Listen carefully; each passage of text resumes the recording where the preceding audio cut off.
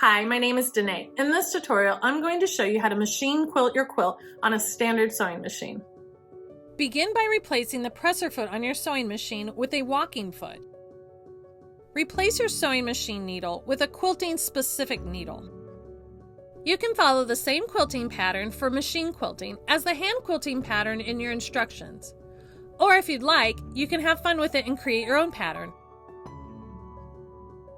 It's helpful to roll the sides of the quilt so that it will fit under the arm of your sewing machine easily.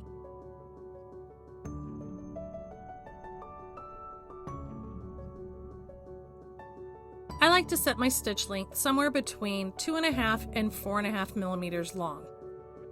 I suggest using a 100% cotton with a 40 to 50 weight thread to thread your sewing machine.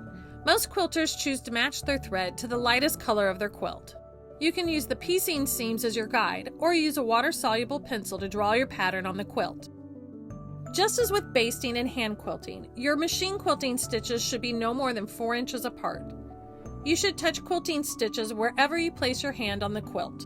When you are done quilting, you can move on to binding your quilt. Thank you so much for watching this tutorial on machine quilting your quilt.